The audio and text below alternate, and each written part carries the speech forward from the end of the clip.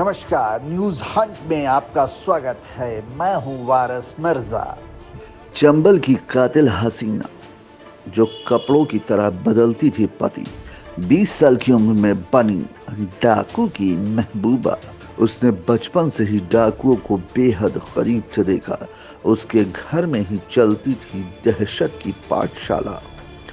डकैतों के किस्से कहानियां सुनकर नहीं बल्कि अपनी आंखों से डकैतों को अपने घर में देखते हुए वो जवान हुई और फिर उसने भी वही राह पकड़ ली।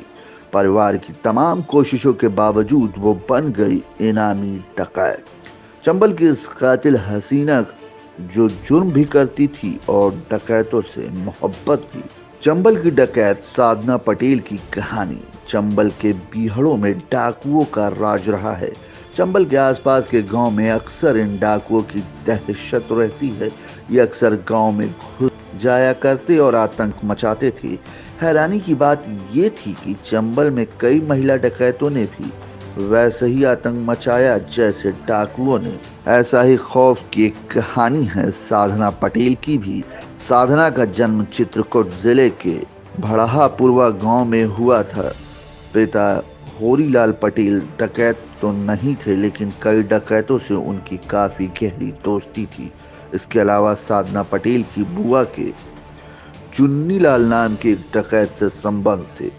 ये सब साधना बचपन से ही देखते हुए आ रही थी। घर में लगती थी डकैतों की पाठशाला। जब साधना छोटी तब से घर में अक्सर चंबल के डाकुओं का आना जाना लगा रहता था। उसने बचपन से ही घर में ऐसा माहौल देखा था जिसकी वजह से वो भी काफी सख्त स्वभाव की हो चुकी थी। अक्सर आस पड़ोस, स्कूल और गांव में उसके लड़ाई झगड़े के किस्से सामने आते थे। पिता का डकैतों के साथ उठना बैठना जरूर था, लेकिन उन्होंने अपनी बेटी को इससे दूर रखने की काफी कोशिश की। अपने 3 भाई बहनों में सबसे बड़ी साधना के अंदर शुरू से ही बागियों वाले तेवर थे। 20 साल की उम्र में 2 पतियों को छोड़ चुकी थी। साधना तेज तर्रार तो थी ही, साथ ही बेहद खूबसूरत भी। उसे अपने खूबसूरती का काफी घमंड था।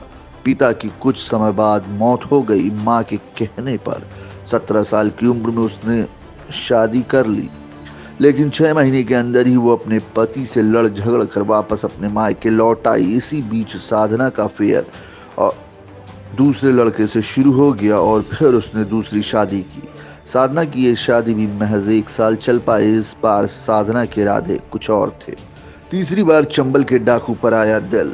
जब वो अपने दूसरे पति के साथ थी, उसी दौरान उसका दिल चंबल के एक डाकू नवल धोबी पर आ गया।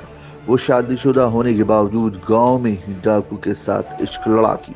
दोनों के मोहब्बत के किस्से गांव में फैलने लगे। उसके बाद चौथी बार एक डाकू से जुड़ा नाम। कुछ समय बाद एक पुलिस एनकाउंटर में डाकू नवल धोबे गिरफ्तार हो गया और उस गैंग की कमान संभालने खुद साधना पटेल ने।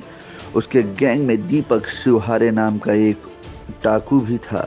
अब की बार साधना पटेल ने दीपक शिवहरे के साथ अपना रिश्ता शुरू किया। चंबल के बीहड़ों में दोनों के प्यार के काफी चर्चे रहे। नवल धोबी की गिरफ्तारी के बाद दीपक शिवहर ही उसका सबसे करीबी था। इन दोनों ने मिलकर अपने गैंग को मजबूत किया। अब तक हथियार चलाने और बाकी सारे कामों में साधना पूरी तरह से एक्सपर्ट हो चुकी थी। 2019 में हुई थी साधना पटेल की गिरफ्तारी। 2018 के आसपास उत्तर प्रदेश और मध्य प्रदेश बॉर्डर के आसपास के गांव में साधना और उसके गैंग की खासी दहशत थी। उसका गैंग कई गांव में लूटपाट मचा रखा था। साधना ने मध्य प्रदेश के एक गांव में एक किडनैपिंग को अंजाम दिया, जिसके बाद पुलिस ने उसके नाम पर इनाम घोषित कर दिया। पुलिस साधना पटेल को जल्द से जल्द गिरफ्तार करना चाहती थी। 1 साल बाद यानी नवंबर 2019 में कड़ियन के जंगल में आखिरकार उसे गिरफ्तार कर लिया गया। उसके पास 315 बोर के राइफल और 4 जिंदा कारतूस पुलिस ने बरामद किया।